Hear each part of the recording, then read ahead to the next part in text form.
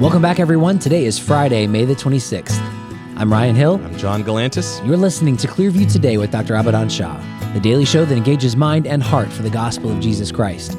You can visit us online at clearviewtodayshow.com, or if you have any questions for Dr. Shah or suggestions for new topics, send us a text to 252-582-5028, or you can email us at contact@clearviewtodayshow.com. That's right, and you guys can help us keep this conversation going by supporting the show, sharing it online with your friends and family, letting us know what you think of it, leaving us a good review on iTunes, Spotify, absolutely nothing less than 5 stars. And we'll thank you in advance for it. That is not cute, but we're going to leave a couple of links in the description of this podcast so you can do just that. And Ryan, do you want to read us the verse of the day? I would love to. The verse of the day today comes from 1 Peter chapter 3, verses 10 and 11.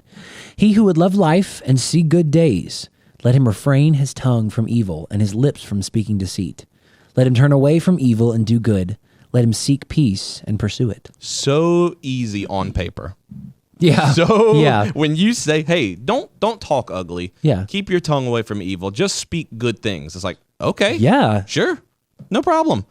One of, if not the most difficult part of being a Christian is just keeping your mouth under control. Yeah. We just got done in Illuminate, our student ministry, reading through and studying through the book of James. Mm-hmm. And part of James talks about taming your tongue, how the tongue is deceitful. It's like a wildfire. It has all this imagery, but it talks about of all the wild beasts in the world, the tongue is the one that is unable to be tamed. Yeah. And it just so often our words will run away from us and we're like, wow, why did I say that? Yeah. Why did that come out of my mouth? Well, it's because what comes out of our mouth is what's in our hearts. Yeah, that's true. So if we're going to fix what's here, then we've got to fix what's in here. I love that you just mentioned wild beasts. I'm going to give you 3 seconds. I just want you to pick the first animal that comes to your mind. Oh my gracious. 3, 2, 1. A platypus. Platypus.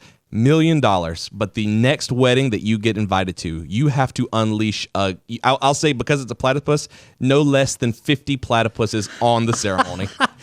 They're angry. They are angry. If it had been like a boar or like a bison, I'd just say 1. But since it's a platypus, it's like you got to unleash like 50 angry platypuses on the ceremony. That would be awful because they're venomous, aren't they?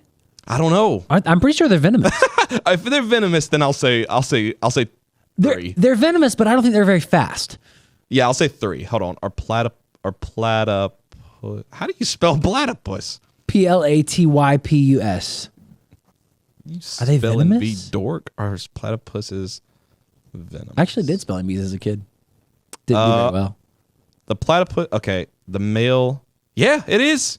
I was pretty sure they were venomous. All right, I'll say 3. You got to unleash 3 on the wedding. Yeah. Yeah. Because here's the thing, they're venomous and that's scary, but they're not particularly fast. So I feel like we could probably take 3 Do you do it and run away? Do you do it and run away, or do you just do it and be like, hey guys, I just did this thing. This is, no matter what, it's going to ruin this woman's wedding. It's on the ceremony. How about this? I will unleash them and I will say, to the person who can subdue these platypuses, I don't know what the plural is. I'll give you $1,000 per animal that you can subdue. There's only 3. So now someone's okay, but now imagine that you're getting married. You're looking into your groom's eyes or your bride's eyes, and some idiot in the back just goes, "Hey, everybody! I just unleashed 3 platypuses, but guess what? Whoever catches them gets $1,000 each." It's like, that's fine, but you still ruined my wedding. I'll pay for your honeymoon. You pay for the honeymoon? Yeah.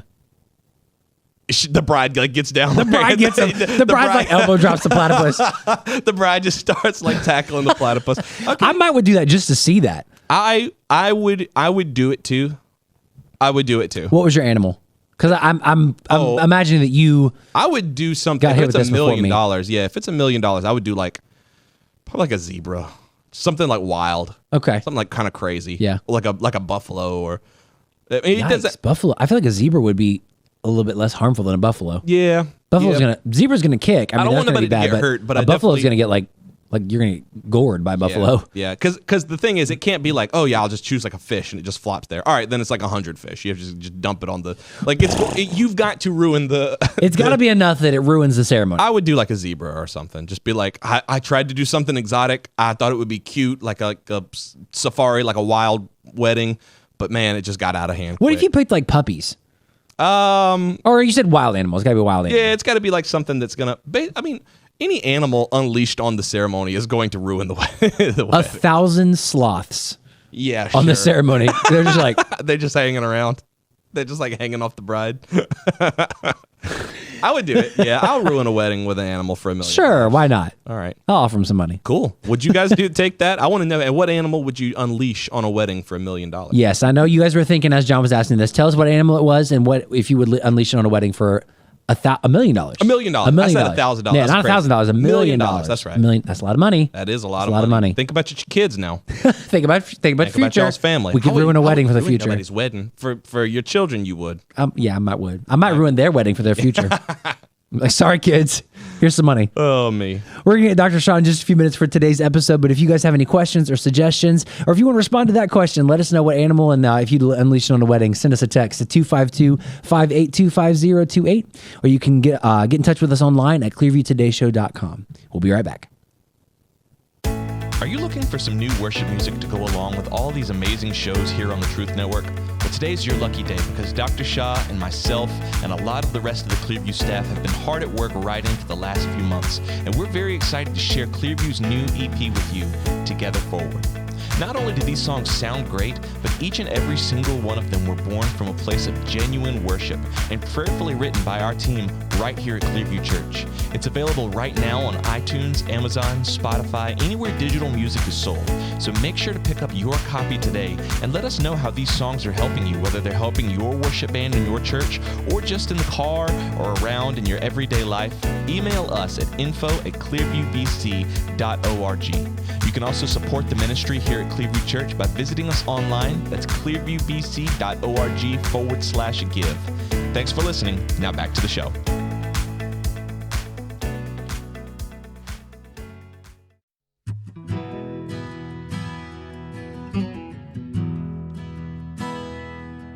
Welcome back to Clearview Today with Dr. Abadan Shah, the daily show that engages mind and heart for the gospel of Jesus Christ. You can visit us online at clearviewtodayshow.com, or if you have any questions or suggestions for new topics, send us a text to 252-582-5028. That's right, and if today's your first time ever tuning in to the Clearview Today show, we want to welcome you, let you know who's talking to you today. Dr. Abadan Shah is a PhD in New Testament textual criticism, professor at Carolina University, author, full-time pastor, and the host of today's show. You can find all of his work on his website. That's abadanshah.com. That's right. Thank you, TV's Riddler. We appreciate that announcement. Yeah, riddle me this, Batman. Well, as you can see from the getup, from the hat, from the tie, from the very stylish blazer. And if you can't see, this is why we keep telling y'all. Oh, to that's watch true. The video version yeah, of the you guys, podcast. if you're listening, you can't see this. And that's on you, honestly. That's on you because Go we watch keep on it. telling Go you watch it. The show exists. What are in you video. doing? What are you doing? But today's episode is lightning round questions, and a very special lightning round questions. We got a lot of questions, especially after people heard the episode about you and Nicole, the episode when you were in Turkey, and the one where we were talking about your trip through Turkey. All of today's episodes are about Turkey and your trip and travel in general. So people really love biblical travel, and I think that they love that you are able to do it to the extent that you do it and bring back so much information, because a lot of people, once they heard last Friday's episode, a week from yesterday is a week from today is a week ago is when we did that episode. A week prior. But the emails and the texts have been flooding in. Yeah. So we're excited. We're going to dive into the questions today. Yeah. All about Turkey. I'm excited. I'm excited because, that's one reason we go. One reason we go is so that we will learn, right? But bring back information, bring back pictures and videos that would help people who are unable to go. I mean, whether it's health reasons, finances, or just their circumstances in life. It's not anything to do with health or finances, but it's just relationships, family dynamics that they can't. And so we bring these things everywhere we go. We film with that passion, with that tenacity. We got to get that shot. We got to be over there, and we got to make this happen. Why? Because we want to bring that video for that person who may not ever go. That's right. But then also we do these trips so that people can go. Because when we go on these tours, we always make contact with people there. Maybe it's our guide, maybe it's somebody else on the tour, tour companies, who we can connect with and then come back and say, okay, I think we have a solid person there. Let's go. we can take you there, and we have connections. So that's how we go. We've been to Israel so many times. That's how we're going to Greece. That's right. And then hopefully go to Turkey, and Egypt next year. I mean, so we're really excited about this. It's an exciting thing, and just to hear your passion and to hear the stories that you bring back, it helps us. It helps us grow in our faith, and it helps us to connect with these places and these people of the Bible, and let us know that these are real people in real places. That's right. And these are real things that happen, and that just deepens our faith and our confidence in God's word. Amen. One of the things that struck me the first time I ever went to Israel was just, I think, living in the United States, you get a sense of how massive the United States is. But then when I went to Israel, it was so much smaller, and yet it's still a country. Yeah. So Jackson R. wanted to know, how much of Turkey did you actually get to see? Oh, wow. Great question. So Turkey can be divided into 7 regions. Okay. So you have the Marmara region, which is like right there with Bosphorus or Dardanelles, Hellespont, if you remember these names. That's where the Aegean Sea through the Sea of Marmara goes into the Black Sea. So that area, that region of Turkey is known as it's known as the Marmara region. Then there's a Black Sea region, which is to the north. Okay, this is where the Gauls live. This is where the Celts that moved down the Danube River, they went there, and some went to Ireland, of course. The others went down to modern-day Turkey. Then there is the Eastern Anatolia region, which is where, the Ark rested up in the mountains of Ararat. So a lot of people say, there's a ship-like structure there. I mean, maybe there is. I can see Noah's Ark. If you close one eye and squint with the other. Yeah.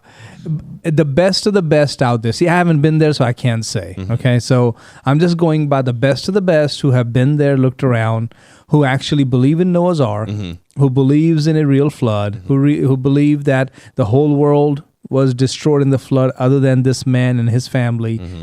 They go there and go, not here. We can't find the Ark right now. Maybe it's there, buried under the mountain. Maybe it's gone. So. Yeah. But that's the Eastern Anatolia. Then comes the Southeastern Anatolian region. This is the north of Syria, that part of the world. Then there is the Mediterranean coast region. This is where you find Tarsus. Let's back up for a second. This is where you find Antioch on the Orontes. This is where Christians were first called Christians. That's part of Turkey. Then Tarsus, or Tarsus, which is where Paul came from, right? Then you go along the turquoise coast and come up to the Aegean region, which is on the western coast of Turkey. This is where the 7 cities of the Apocalypse or John's Revelation. 7 churches. 7 churches. Wow. And then we have the Central Anatolian region, which is where cities like Lystra, Iconium, Derbe, and if you know anything about Hittite history, go a little bit further north, Göbekli Tepe is all there. So anyways, I know I've talked a lot. No, but these are the 7 regions. Right, right. And out of those 7 regions, how many did you guys get to go to? We got to see the Marmara region a little bit because we were in Istanbul. So I don't even know if I want to call that. We went to Istanbul. We were not looking for the Marmara region. Albeit we saw the Bosphorus. We were not able to go right on it. I really wanted to sail on the Bosphorus. Couldn't do it. Bosphorus, for those who are wondering, is a little gap that leads the Sea of Marmara into the Black Sea. That's Bosphorus. Nice. This was very important because whoever controlled the Bosphorus controlled trade, everything. Yeah. So hence Constantinople, hence Istanbul. You control this part of sail, the sea. You control the world. Wow. So we saw that. We saw the Mediterranean coast. We saw the Central Anatolian just a little bit. And then we saw the Aegean. Nice. But we were not able to see the Eastern stuff. Got you. Yeah. Yeah. Maybe another trip. Yeah. Yeah. Very cool.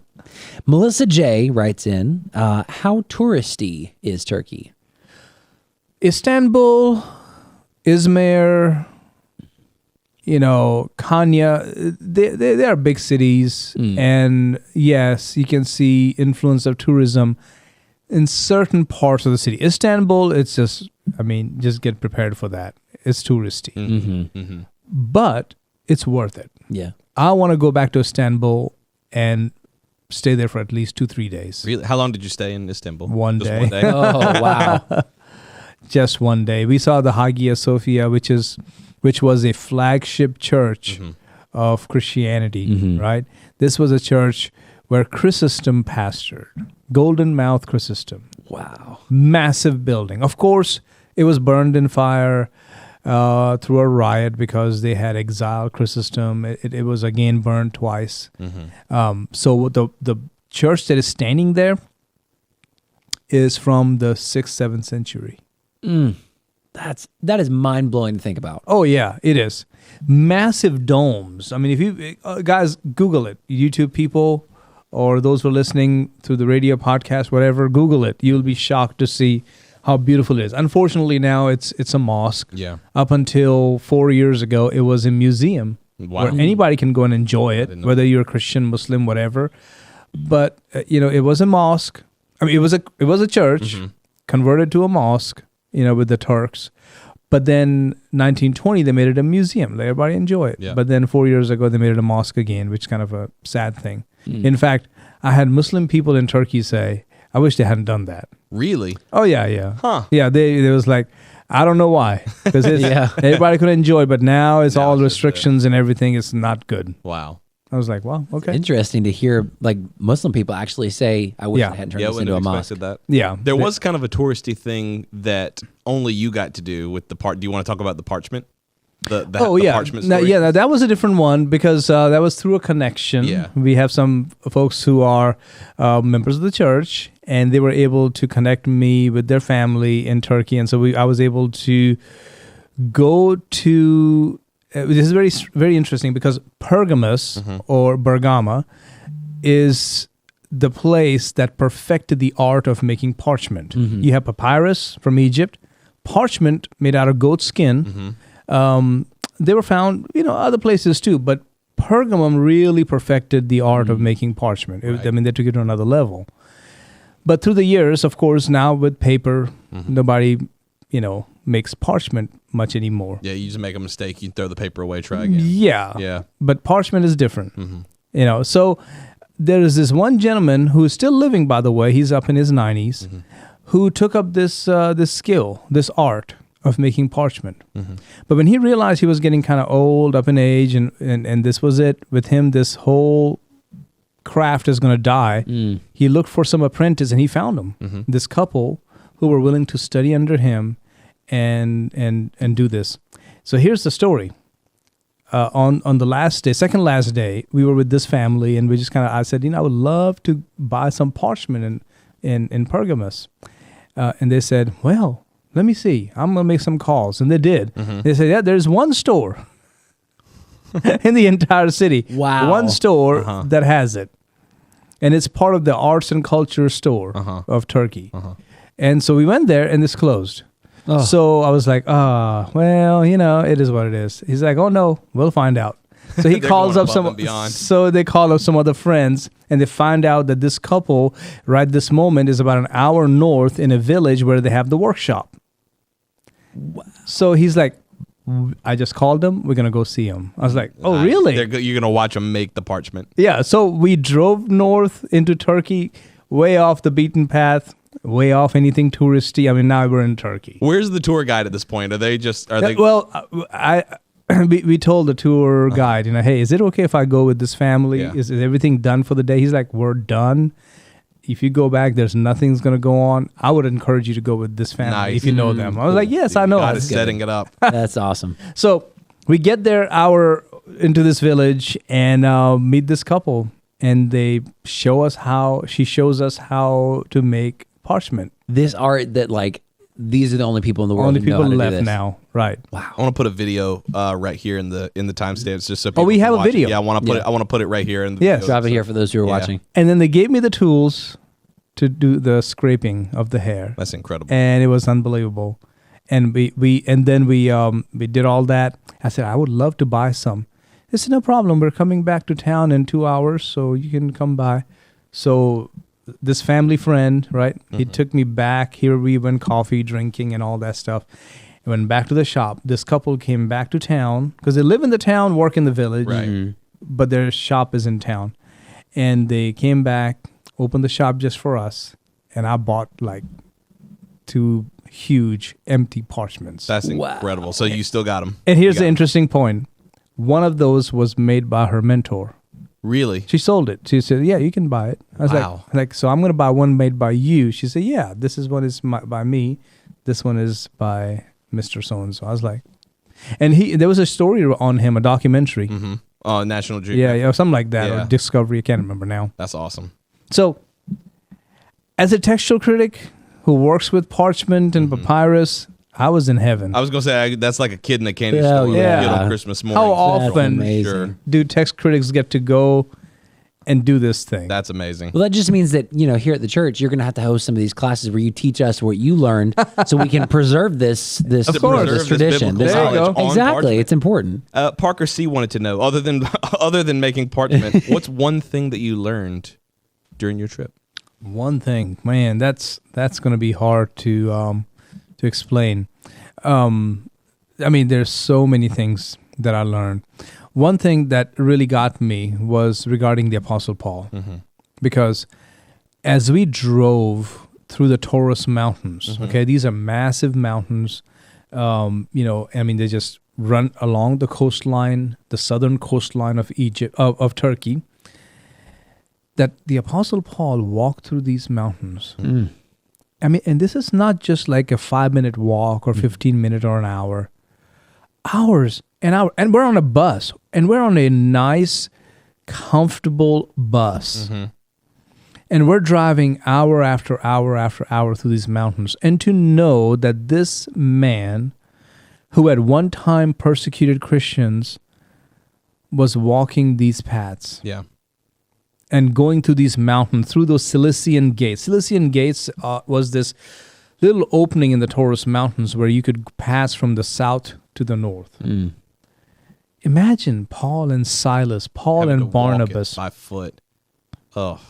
going through all these towns and villages, preaching the gospel. So they had to encounter, just the hazards of life, right? Walking. Yep. They had to probably encounter some bandits along the way. I'm sure there was something like that. Yep. They had to encounter wild animals, because I'm sure they were there. Yeah. Yeah. Nature, temperature, All of that. cold nights, hot days. And then they had to encounter opposition in the towns and cities they went into, sometimes from their own people, the Jewish people, sometimes through the pagans, like, in Ephesus, Diana, the greatest Diana of Ephesus, they try to stone him and all that. All this he went through. And then sometimes his own people turned their backs on him. Yep. It is kind of that reality check. Like you get off the bus after a long day, but you're still in an air-conditioned bus, but you're like, ooh, mercy, I'm beat. tired. I'm so tired. Yeah. It's like, imagine. Is there some Paul- ice cream here? Yeah. You sit there, you eat ice cream, like, ooh, I deserve this. Yeah. And Apostle Paul Yeah. walking through these mountains. And how many times he talks about being whipped and left for dead Yeah. and sick and shipwrecked and all of that he went through. Yeah. He really loved the gospel. Oh, He yeah. really, to do that, he was sold out and he loved the gospel. He was carrying on the mission of God. He was taking the only way, truth, and life to the lost world, That's to right. his own people. And so that's what I got from, if there's one thing, if you say, there's so many things I learned, but if there's one thing I could narrow down to is I pray that God will give me that kind of a tenacity, Amen. that kind of a love for Jesus Christ and the lost. Amen. Absolutely. I'm trying to choose our questions carefully here because I don't know if we're going to have time to get through all of them. Michael C., this kind of leads in well to what's coming up here at Clearview and hopefully on the Clearview Today show. Michael C. writes, did you visit the 7 churches of Revelation? Ooh, the good question. We didn't get to go to all 7. We got to go to 4 of the 7. Thyatira, Sardis, and Philadelphia. We just didn't have time, ran out of time. But I'm hoping to go back there. Nice. But I was still able to read scriptures in the sense of one of those letters to Thyatira, to Sardis, to Philadelphia, in the direction in which those cities were set. Right. Like it was still 20 miles away, but I was like, okay, behind me, 20 miles away is Philadelphia. Yeah. So here's what Jesus said to this church in the book of Revelation. So you went to Laodicea, Pergamos, Ephesus, and Smyrna. Mhm. Nice. Yep. Okay. That's awesome. CCH wants to know, how do you find time to film when you're on a guided tour? Oh, it's tough. It's tough because I never want to be disrespectful to the guide or to the professor that I went with. So I always waited to listen to them when they were done, and they would give you like, okay, so guys, we have 30 minutes here and 30 minutes and meet us at the bus. I would tell Nicholas, like, I already know this site because I've already studied where things are.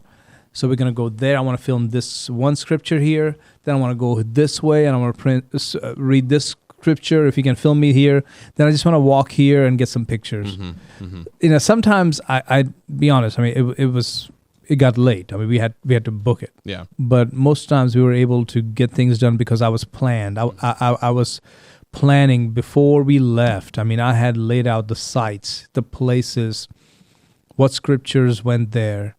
What is a significant point? Like we even filmed things like, okay, so here is where Polycarp, Bishop of Smyrna, here is where Nicholas, the Bishop of Myra. There were points where I was like a week or so before you guys left, maybe even like 2 weeks before you left, and I would come into the office some point. There were just maps just laid all over the desk with like highlighters and circles on them. It's like, Lee, I didn't realize how much. I mean, I guess I do to some extent, but then you start to see it, and it's like, wow, there's a lot of research going into this. And there are other tourists who do the same thing too. I mean, they study, but not to the extent I do because I'm filming. They study more in the sense of they want to know where they are. I want to do more than that. I want to know where we are, but also I want to bring something back. You know, so we have to really work hard. It's a vacation in a sense, but it's really not a vacation. Yeah. We're getting away, but we're working our tails off. And Nicole is excellent. She films, she gets the gimbal ready. Gimbal, for those of you who do not know, is like this device that balances the camera, the DSLR. So she gets it ready, and when we are, okay, honey, this is where we're going to film. I have to do this. And sometimes she'll argue with me and say, not that, but I'm like, just do this one, and then we can do that. But overall, I mean, we work great, and she's doing all the filming, all the videos you're seeing. They're incredible shots. They are amazing. Yes, I can't wait for you guys on the Clearview Today show to get to see some of them because they are phenomenal. Pretty amazing. Absolutely incredible. Very Proud of her. Probably time for one more question. Mia T writes, are there any biblical places you haven't been to yet? Oh, yeah. I mean, I haven't been to Jordan. I've been to Petra, but I would love to go further in there. There are places in Israel that I haven't gone to, you know. There are places in Turkey. I mean, I didn't get a chance to see the Ararat Mountains. I didn't get a chance to see the Hittite capital of Hattusa. You know, I didn't get to see that, or Hattusha. I didn't get to see some places in Egypt, especially, you know, Goshen to the north. And everybody goes to Memphis, to Luxor, to Aswan, to Abu Simbel. I want to go north. I've been to Alexandria, Egypt, but I want to go further, you know, towards the east, you know, northeast. So a lot of places still, you know. I think that's the cool thing about the Bible is there's always more to explore. Yeah. There's always going to be something else that you can go and explore and dive deeper into. And to me, it's not just biblical history, whether old or new. I also love church history. That's right. So in Europe, there are places I want to go see. I want to see Spurgeon's, you know, where Metropolitan Tabernacle used to be. I want to go see, you know, Luther's, you know, where he was, Wittenberg. I want to go all these places. Still on my list. That would be awesome. Oh, man. That would be amazing. Stay tuned for more information about upcoming trips. You might be able to jump on one of them. If you guys have any questions or suggestions for new topics, send us a text to 252-582-5028, or you can visit us online at clearviewtodayshow.com, and you can partner with us financially on that same website. Every gift that you give goes not only to building up this radio show, but countless other ministries for the gospel of Jesus Christ. We love you guys. We'll see you next time on Clearview Today.